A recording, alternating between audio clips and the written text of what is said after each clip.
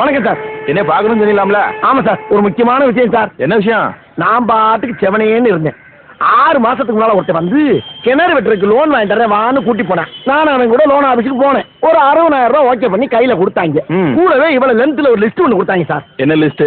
Bank manager வந்து office been வரைக்கும் யாராருக்கு எவ்வளவு லஞ்சம் கொடுக்கணுங்கிற லிஸ்ட். எவ்வளவு தெரியுமா? 45,000 ரூபாய். 60,000 ரூபாய் 45,000 ரூபாய் லஞ்சமா புடிங்கிட்டு மிச்சம் 15,000 ரூபாய் கையில கொடுத்தாங்க. மத்திய நாள் தீபாவளி வேற. அன்னைக்கு துணிமணி பலகாரம்னு கொஞ்சம் செலவாயிருச்சு. அது போக பக்கத்து லாட்ஜ்ல ரூம்ப போட்டு லைட்டா கொஞ்சம் போக்குவரத்துமா வேற இருந்துச்சு.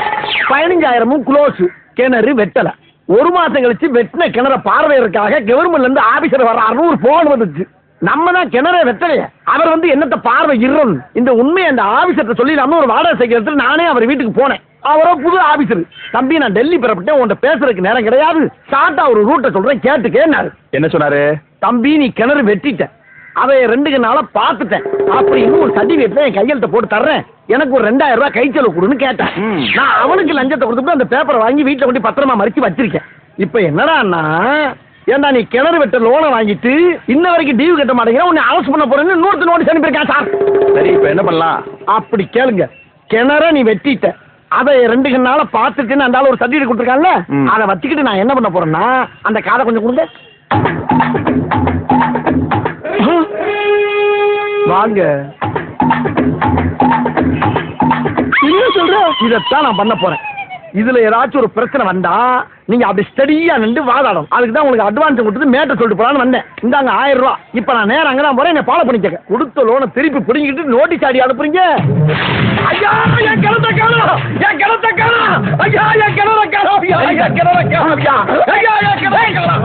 என்ன இங்க இருக்கேன், இங்க வேணா இருக்கீங்களா? ஐயா, இன்ஸ்பெக்டர் ஐயா, என்னடா பிரச்சனை? என் கிணற காணோம்.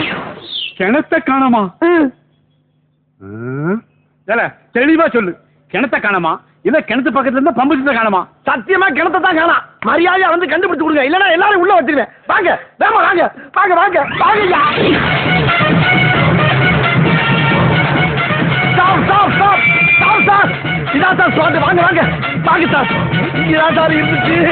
வட்ட கிணறு சார், வட்ட கிணறு. அது வத்தாத கிணறு. 80 அடி ஆழத்துல இருந்துச்சு சார். இங்கதான் சார் படிக்கட்டு இருந்துச்சு.